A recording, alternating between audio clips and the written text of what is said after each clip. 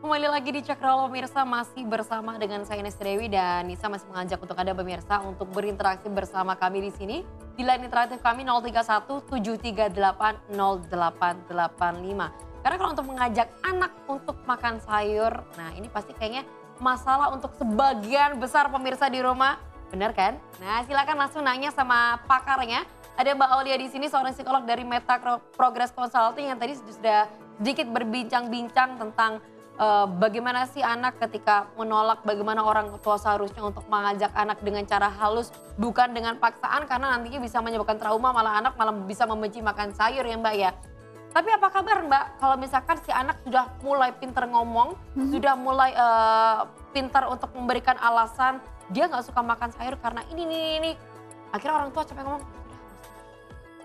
akhirnya mau nggak mau kan kadang-kadang orang tua juga ada apa ya, ada titik untuk jengahnya juga kan. Ini gimana dong?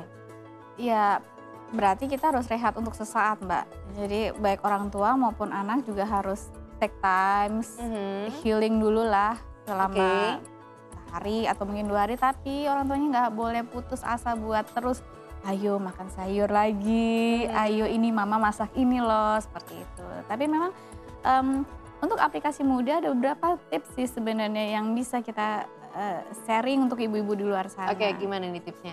Jadi pertama kalau misalnya akan lebih mudah kalau misalnya kita jalin dulu komunikasi sama anak nih. Jadi komunikasi deket sama anak. Jadi anak itu juga sama kita pasti akan lebih nurutnya, pasti akan lebih dengerinnya. Nah, yang pertama kenali dulu nih karakter anak seperti apa, sifatnya itu seperti apa gitu. Karena anak beda-beda ya, apakah dia itu orangnya visual, anak itu visual kah atau auditori kah. Jadi kita untuk semacam memberikan dia info-info full itu dengan cara yang sesuai dengan dia. Katakanlah anak visual. Kalau visual gimana? Nah, gambar-gambar, video-video, sayur itu seperti apa, jenis-jenisnya, Apakah manfaatnya. kalau untuk cara menyajikannya harus dibentuk-bentuk sesuai karakter yang dia suka, itu termasuk nggak kalau si anaknya visual gitu? Iya, jadi semakin unik, semakin lucu dan semakin yang dia memang suka, interest, dia akan semakin buat paling tidak menyentuhnya, merasakan sedikit. Mencoba lah ya? Mencobalah. Nanti berikutnya kalau dia ternyata tidak suka berarti mari kita berpikir lagi caranya yang enak gimana, caranya yang bagus lagi gimana gitu. Kalau auditori, sebenarnya anak itu anak kan akan sedikit lebih mudah terdistraksi ya. Iya. Buat waktu makan itu menyenangkan. Maka di meja makan dengan ibunya atau mungkin di depan TV, kalau saya sih tidak merekomendasikan sambil nonton TV ya. Tapi kalau misalnya itu memang harus untuk dilakukan, tapi ibunya yang telling story. Jadi anak itu kan lebih terdistraksi dengerin ibunya tapi dia makan sambil terus. Makan. Kadang dia nggak sadar juga gitu. Nah itu kalau misalnya, makanya anaknya ini seperti apa nih ya. Jadi ibu itu harus benar-benar tahu, oh karakter anak saya begini, kepribadiannya begini, seperti itu. Terus yang kedua, tanya anaknya pengennya menu apa nih hari ini makan. Kalau misalnya dia bilang terserah mama, terserah ibu, oke terserah berarti nanti kalau dimasakan dimakan harus ya. dimakan ya gitu. Nanti kalau misalnya anak minta ini, nggak ada mas, nggak ada mbak atau dek, itu dulu dimakan. Gitu. Jadi dia mau nggak mau, lagi iya mau nggak mau harus dimakan. Makanya besok kalau mama nanya menunya apa, dijawab. Oke, karena biasanya beberapa orang tua memberikan iming-iming sesuatu kepada si anak. Misalkan, kalau kamu makannya habis, nanti papa belikan es krim. Katakanlah seperti itu. Tapi ketika makannya sudah habis, nggak jadi dibeliin. Nah ini gimana dong Mbak? Nah itu juga, jadi kalau misalnya orang tua sudah berjanji, anaknya sudah berhasil memenuhi porsinya dia, tugasnya dia, mau tidak mau orang tua juga harus konsekuensi. Kasih dia es krim, gitu. Oke, apa jadinya kalau misalkan orang tua ini tidak memenuhi janjinya? Anak tidak akan, jadi dia akan berpikir bahwa dia melakukan hal ini juga percuma, toh ini juga cuma janji-janji aja. Juga aku nggak dapat apa-apa seperti itu. Jadi anak sudah cerdas. Besok udah nggak mau lagi makan sayur. Besok udah nggak mau lagi untuk melakukannya. Gitu. Oke, kalau saya pribadi memang sudah ada beberapa cara yang diterapkan di rumah, mayoritas gagal. Yang pertama itu bikin scoring board. Scoring board di sana, karena kalau misalkan memberikan reward setiap hari kan agak susah. ini bisa dibikin seminggu atau 1 bulan. Jadi berkompetisi dengan si anak berapa warna makanan yang dimakan. Alami ya, bukan permen. Kalau permen kan bisa berwarna-warni. Jadi makan sayur ketika wortel oranye, jagung kuning, sawi hijau. Nah, aku hari ini makan 3, mama makan berapa warna? Oke, siapa yang menang hari ini dapat bintang di namanya. Nanti di akhir minggu atau akhir bulan ketika sudah siapa yang menang. Nah, nanti kalau misalkan ada yang menang, mau apa yuk jalan-jalan ke mall. Maunya minta beli apa, minta mau beli baju baru atau sepatu baru. Nah, seperti itu. Karena kan kalau misalkan rewardnya lumayan nominalnya kan nggak mungkin bisa tiap hari kan ya Mbak ya. Nah itu beberapa teman aku menerapkan, ada yang berhasil, kalau aku gagal. Ini kalau gagalnya kenapa nih Mbak kira-kira? Berarti karakter anaknya Mbak nggak pas untuk pakai cara itu, cari cara lain. Oke. Sebulan kurang efektif, potong seminggu tapi berarti rewardnya juga di-adjust gitu. Jadi, karena mungkin anaknya lebih lama banget sebulan dan konsekuensi tidak masak sayur tiap harinya. ya konsisten apa enggaknya Konsisten itu atau juga tidak. ya. Kemudian environmentnya bagaimana? Apakah juga sama makan sayur atau Nah, hanya dia itu. saja yang dituntut makan sayur? Nah itu juga bisa berpengaruh sama dia Mbak. Gitu. Nah, gimana dong orang-orang serumah nggak ada yang suka makan sayur? Ya kalau gitu ini harus kompak. Makanlah sesendok atau berapa gitu. Paling nggak kalau misalkan makan bersama dilihat sama si anak harus makan sayur ya. Iya betul. Oke, kemudian ada juga diajarin sih sama teman-teman yang pinter masak. Kalau misal anak suka makan nugget, bikinlah sendiri, dimasukin sayur. Dimasukin Jadi sayur. nugget sayur. Lumayan, sekali, 2 kali, terus ketahuan, kok ada sayurnya? Gak mau. Udah, kalau enggak bikin, let's say bikin apa ya, kayak fettuccine atau apapun. Dimasukin, diparutin sayurnya, jadi nggak kelihatan atau kalau dirajangin tipis-tipis gitu kan. Jadi kalau sudah ketahuan gitu nggak mau gitu. Atau kalau enggak yang paling gampang itu kalau orang mungkin ada yang bilang bakwan, tapi kalau saya pribadi nyebutnya ote-ote. Kan dari sayur tuh tambah wortel dan kawan-kawannya dimasukin jadi satu digoreng gitu. Nah ini gimana kalau dari segi psikologi kayak gitu udah cukupkah untuk si anak atau gimana Mbak?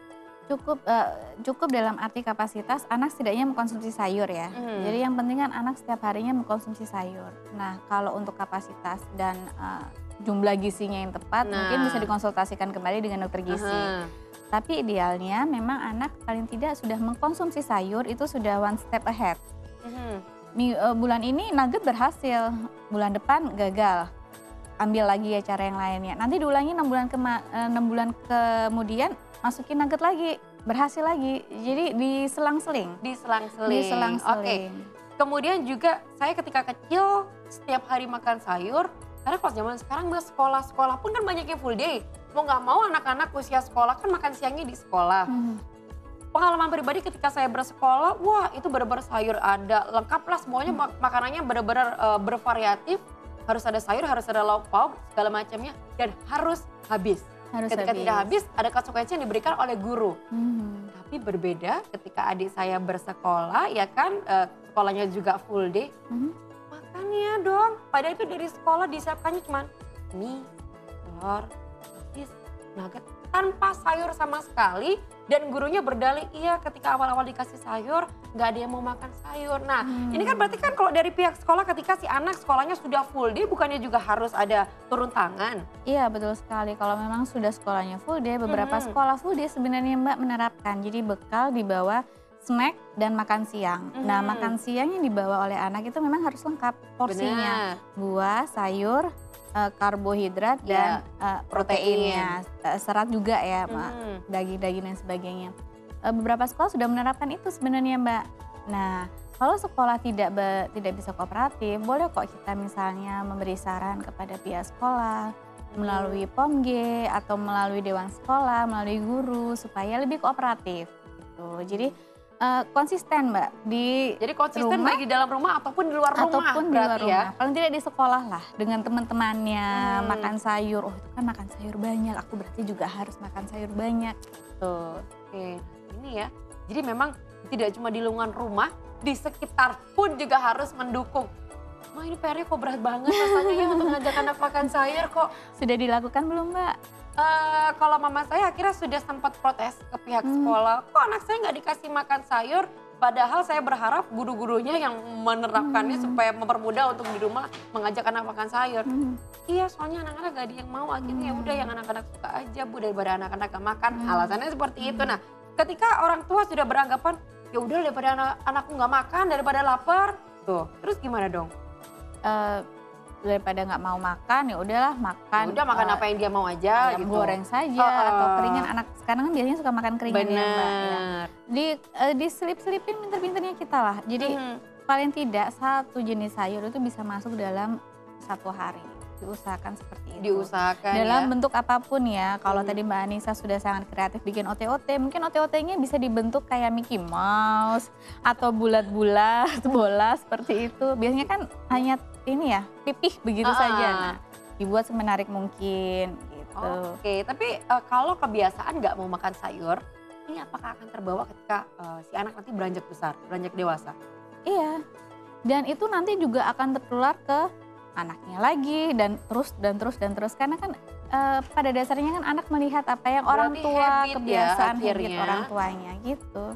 Ya, berarti mau nggak mau, kalau misalkan si anak sudah besar, bagaimana cara mengajak untuk mau makan sayur? Kalau anak masih kecil masih bisa dibujuk-bujuk. Nah, ketika si anak sudah seumuran SMA, kuliah, gimana cara bujuknya dong Mbak? Agak sedikit susah kalau itu ya Mbak Benar ya.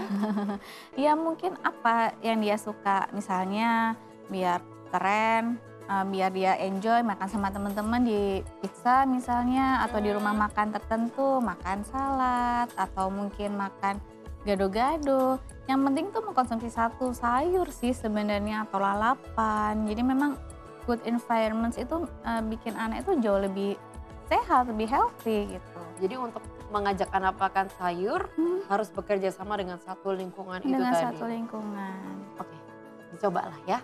Dan mungkin Mbak Olia punya satu tips lagi dong untuk pemirsa supaya lebih mudah mengajak anak dan juga orang-orang serumah untuk mau makan sayur. Makan sayur.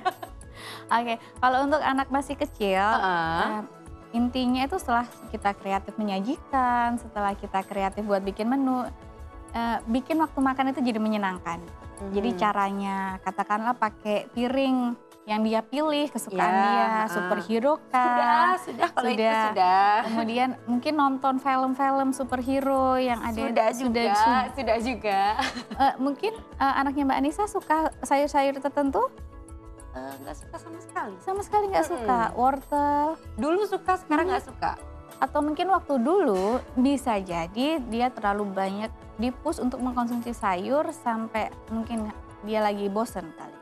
Nanti akan ada masanya kalau kita terus secara teratur buat mengintervensi dia akan kembali untuk suka gitu. Oke, semoga ya.